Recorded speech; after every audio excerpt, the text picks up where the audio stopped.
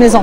La maison Owen Publishing est une jeune maison d'édition, mais qui est sur une très bonne voie du fait qu'il y a beaucoup de publications et des publications de qualité.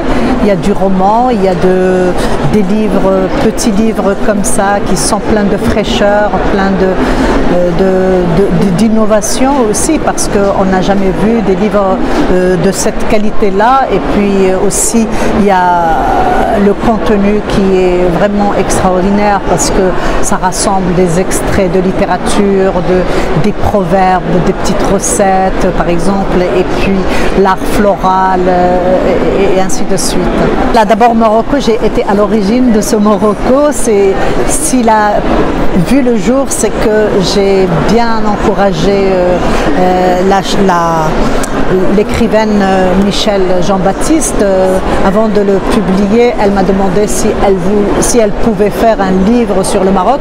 Évidemment, je lui ai répondu qu'il y en avait beaucoup sur le Maroc, mais venant de sa part, ça serait quelque chose d'exceptionnel parce qu'elle est une femme exceptionnelle, elle est d'un esprit vif et curieux, et donc elle pouvait bien apporter quelque chose. Et en fait, avec la publication de ce livre, elle a apporté énormément parce que dans ce livre, on est presque dans une sorte de dictionnaire.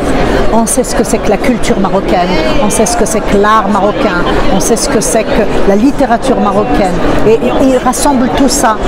Et après la publication, elle m'a demandé si je voulais bien le traduire en arabe.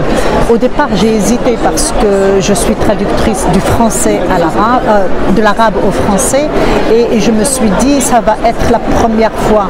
Et comme je me suis dit quand même, j'ai été très très forte en arabe toute ma vie, j'étais première de la classe, même si j'ai fait un double cursus français-anglais, pourquoi pas l'arabe, parce que c'est ma langue et je suis en train de l'enseigner. Donc si je l'enseigne même à un niveau un peu qui n'est pas élevé comme un niveau universitaire, mais donc je suis capable, je connais encore mon vocabulaire, je maîtrise très bien la grammaire, et je me suis dit oui, pourquoi pas, je vais me lancer dans cette... Et puis j'ai demandé un certain délai de réflexion. Et pendant ce délai de réflexion, qu'est-ce que j'ai fait? Eh bien, j'ai essayé de traduire de chaque genre un texte ou deux. Et ça m'a paru vraiment à ma portée. Et j'ai fait lire mes traductions à des gens qui sont enseignants de langue arabe à l'université et tout.